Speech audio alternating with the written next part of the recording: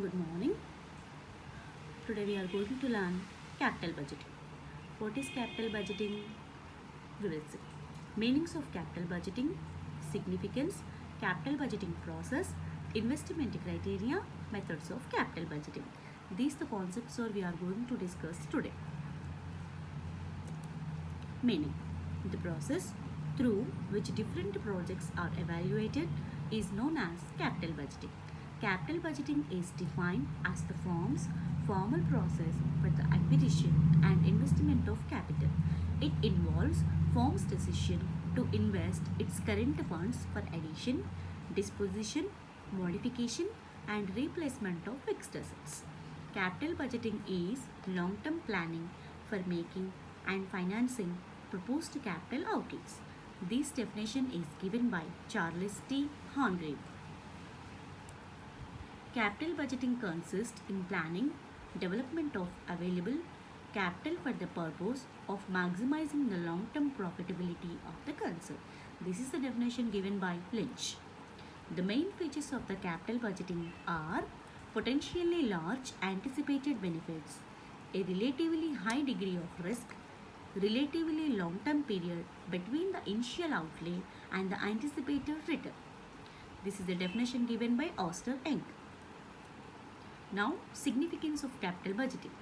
The success and failure of business mainly depends on how the available resources are being utilized. Main tool of financial management. All types of capital budgeting decisions are exposed to risk and uncertainty. They are irreversible in nature. Capital relation gives sufficient scope for the financial manager to evaluate different proposals, and only viable project must be taken up for investments. Capital budgeting offers effective control on cost of capital expenditure projects. It helps the management to avoid overinvestment and underinvestment. Capital budgeting process involves the following. Project generation. Generating the proposals for investments is the first step. The investment proposal may fall into one of the following categories. Proposals to add new product to the product line. Proposals to expand production capacity in existing lines. Proposals to reduce the cost of the output of the existing products without altering the scale of operation. Sales campaigning, trades fairs, people in the industry, R&D institutes, conferences, and seminars will offer wide variety of innovations on capital assets for investment. Project evaluation. It involves two steps. Estimation of benefits and cost. The benefits and cost are measured in terms of cash flows. The estimation of the cash flows and cash outflows mainly depends on the future uncertainties. The risk associated with each project must be carefully analyzed and sufficient provisions must be made for covering the different types of risks. Selection of an appropriate criteria to judge the desirability of the project. It must be consistent with the firm's objective of maximizing its market value. The technique of time value of money may come as a handy tool in evaluation such proposals. Project selection. No standard administrative procedure can be laid down for approving the investment proposal. The screening and selection procedures are different from firm to firm. Project evaluation. Once the proposal for capital expenditure is finalized, it is the duty of the finance manager to explore the different alternatives available for acquiring the funds. He has to prepare capital budget. Sufficient care must be taken to reduce the average cost of funds. He has to prepare periodical reports and must seek period permission from the top management. Systematic procedures should be developed to review the performance of projects during their lifetime and after completion. The follow-up comparison of actual performance with original estimates not only ensures better forecasting but also helps in sharpening the technique for improving future forecast. Factors influencing capital budgeting. Availability of funds, structure of capital, taxation policy, government policy, lending policies of financial institutions, immediate need of the project, earnings, capital return, economical value of the project, working capital, accounting practice, trend of earnings. Methods of capital budgeting. Traditional methods. In traditional methods, payback period, accounting rate of return method. Disconnected cash flow methods. In net present value method, profitability index method, internal rate of return. Payback period method. It refers to the period in which the project will generate the necessary cash to recover the initial investment. It does not take the effect of time value of money. It emphasizes more on annual cash flows, economic life of the project, and original investment. The selection of the project is based on the earning capacity of a project. It involves simple calculation. Selection or rejection of the project can be made easily. Results obtained is more reliable, best method for evaluating high risk projects.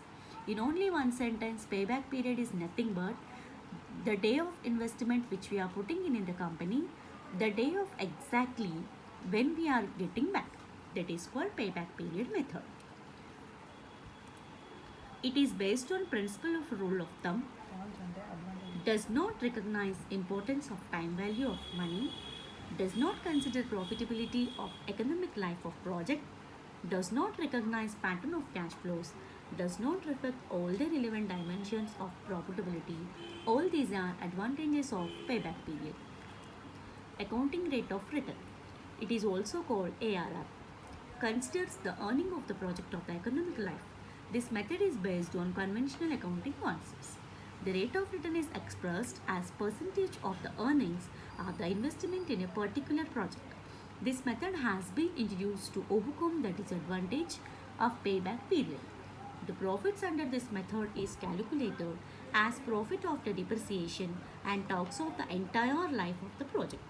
This method of ARR is not commonly accepted in assessing the profitability of capital expenditure because the method does not consider the heavy cash flow during the project period as the earning will be averaged. The cash flow advantage derived by adopting different kinds of depreciation is also not considered in this method. Accept or reject criteria. Under the method, all projects having accounting rate of return higher than the minimum rate establishment by management will be considered and those having ARR less than the predetermined rate. This method ranks a project as number 1 if it has highest ARR and lowest rank is assigned to the project with the lower ARRs. Merits. It is a very simple to understand and use. This method takes into account saving over the entire economic life of the project. Therefore, it provides a better means of comparison of project than the payback period. This method through the concept of net earnings ensures a compensation of expected profitability of the projects and it can readily be calculated by using the accounting data. Demerits of ARR. It ignores time's value of money. It does not consider the length of the life of the projects. It is not consistent with the firm's objective of maximizing the market value of shares. It ignores the fact that the profits earned can be reinvested. Discounted cash flow method. Time adjusted technique is an improvement over payback method and ARR. An investment is essentially a flow of funds aiming at fair percentage of return in future. The presence of a time as factor in investment is fundamental for the purpose of evaluating investment. Time is a crucial factor because the real value of money fluctuates over a period of time. A rupee received today has more value than a rupee received tomorrow. In evaluating investment projects, it is important to consider the timing of returns on investment. Discounted cash flow technique takes into account both the interest factor and the return after the payback period. Discounted cash flow technique involves the following steps. Calculation of cash inflow and outflow over the entire life of the asset. Discounting the cash flow by a discount factor. Aggregating the discounted cash flows and comparing the total so obtained with the discounted outflows. Net present value method, it is also called NPV method. It recognizes the impact of a time value of money. It is considered as the best method of evaluating the capital investment proposal. It is widely used in practice. The cash flow to be received at different period of time will be discounted at a particular discount rate. The present values of the cash inflow are compared with original investment. The differences between the two will be used for accept or reject criteria. If the different yield positive value and the proposal is selected for investment.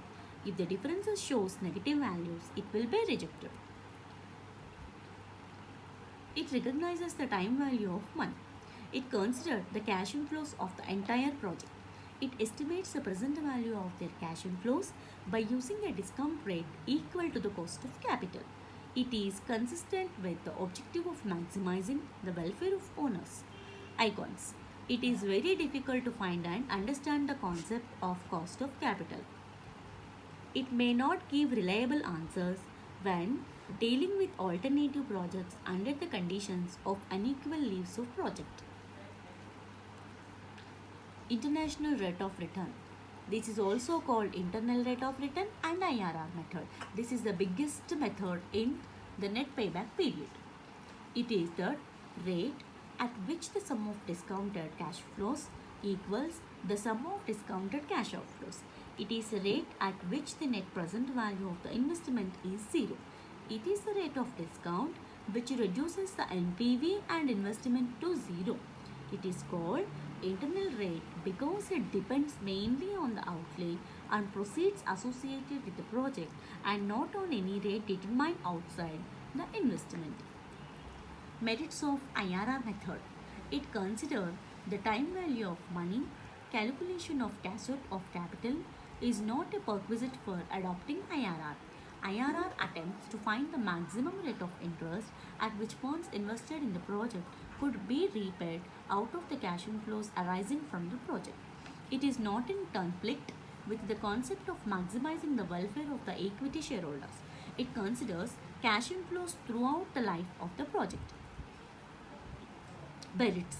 Computation of IRR is tedious and difficult to understand. Both NPV and IRR assume that the cash inflows can be reinvested at the discounting rate in the new projects.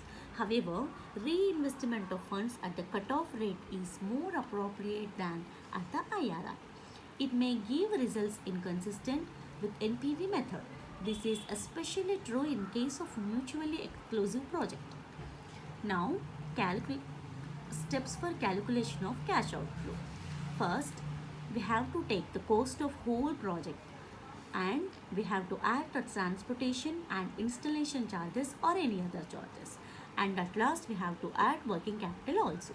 Now we have to total. In the total,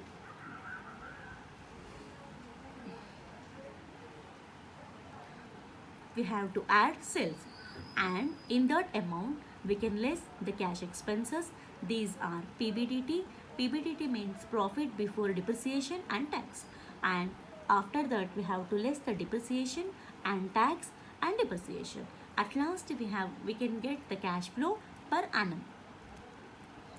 Depreciation is equal to straight line method. PBDT tax is cash flow.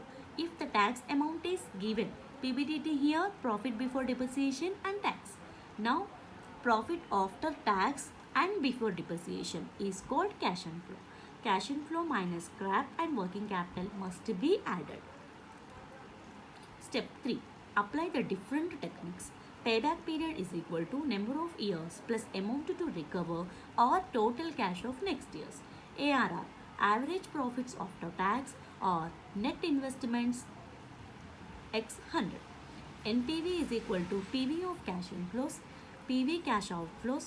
Profitability index is equal to PV of cash inflows or PV of cash outflows. IRR, payback factor, cash outflow or average cash inflow per annum. Find IRR range, PV of cash inflows for IRR range and then calculate IRR. Thank you.